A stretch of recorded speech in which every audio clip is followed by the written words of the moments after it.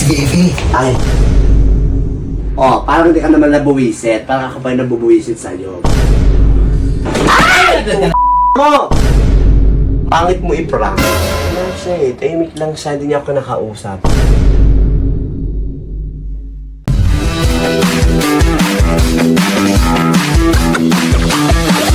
Go!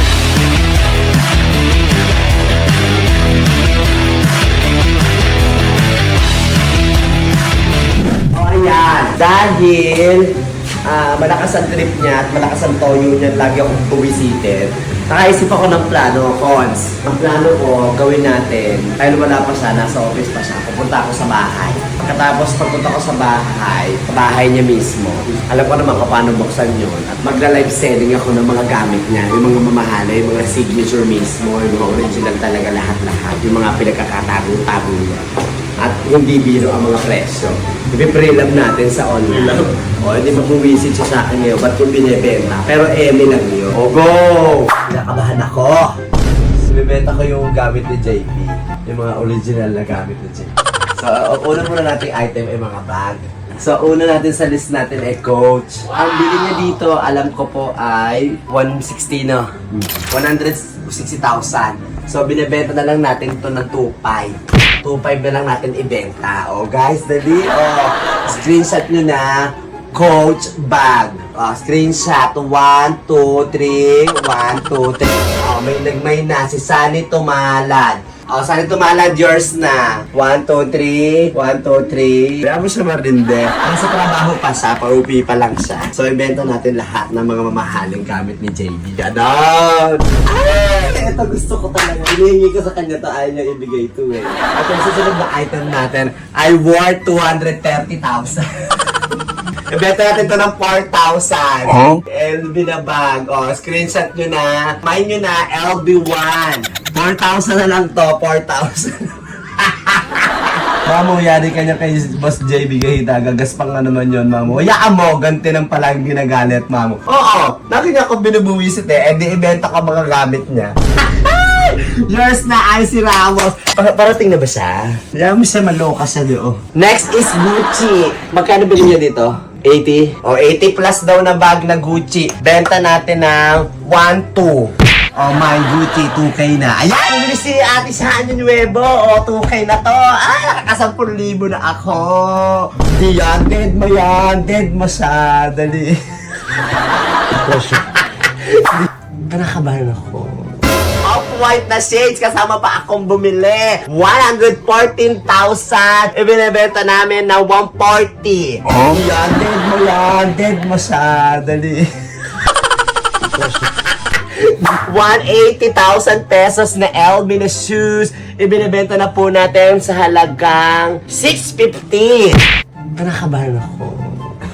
160 na lang. 140. 160! 160 pesos! May nyo na to. Kaya baka nyo na siya. 160 pesos. Guys, ano tayo? Negosyo tayo ngayon ha. Benta talaga natin to ha. Tawad man ang 100. Hindi pwedeng 100. Lugi na kakali eh. Ito, 300 pesos na to. Dalawang teknong relo oh. Dali na guys. Wala na tayong tawaran ngayon. May 300. May nagmay na. Ang nakalagay, Arabo. Arabo. Mag-PM na lang sa kama. O, PM ka, Arabo. May 110. May na mo. Eto, Gcash. G-Shock po, G-Shock. Una niyang relo to eh. Presyong divisoria. Oo, unang relo niya to. Dahil unang relo niya to, 120 pesos na lamang to. 120 pesos. O, guys. O, imayin nyo na to. Guys, imayin nyo na yung Gcash. Gcash. G-Shock. Ito, Lucky oh. Ito ba? Hoy, kailan pwede makuha yung sisto 300? May mga nagme-message sa akin. Guys, eme lang. Iniinis ko lang to. Kayo naman, masyado kayo seryoso sa buhay. Benji tsaka LG. Alam ko mo. Ayan, guys. Ayan, eto, Givenchy. Maybe yung LB na sa ano. Ito lalagyan na ng Givenchy niya. Ay, man! Nag-chat sa akin. Sabi ni JP, nasaan ka? Uy, baka napapanood dyan na. Nag-chat saan ka? Oh, mine, Givenchy. Naman yung itong Givenchy, 320 lamang sa Japan namin binili. Givenchy. Uy, ba't na napatay kinakabahan ako? Parang taka kayo. Sorry. Givenchy. 300 na lang. 300 na lang. Si baby. Hello po. Ayan, yun na. Meron po tayong 8.5 Napapagalitan tayo. lang yan. Ayan, LB na sapatos. Ay, LB, ano ba to? LB na damit. Ayan, LB na damit. May nakakuha na ng aircon. Ay, ayun siya. May aircon. May aircon. LB na damit, 1 lamang. Ano? Ano nangyayari sa'yo? Ba't ka nag-e-ema? Ayan na siya. Ayan na siya. Binibenta ko na yung mga gamit mo. Hoy, bakit ka nagpapatay? Wala lang sa'yo. Ayan na si JB. Ayan na siya eh. Pagod siya. Kawawa naman siya. Parang wala nang silbi yung ginagawa ko. Patulog siya. Umiga siya. Ganun. Ano nangyayari sa'yo? Pagod ka. May sakit ka. Ay! Tangina mo! Ininis mo pa ako eh. Ano? Bibenta ko na yung gamit mo. Parang santa ka naman eh. Pangit mo i-prank. Wala siya eh. Tahimik lang siya. Hindi niya ako nakausap guys. Ano nga yung ilaw? Ba't mo pinapatay? Wala siya eh. Wala na siya. Ayaw niya ako kausapin. Tahimik lang siya. Ay, hello po. Oh, iyan. Sino ka? Wala nga eh. Sa mga damit mo.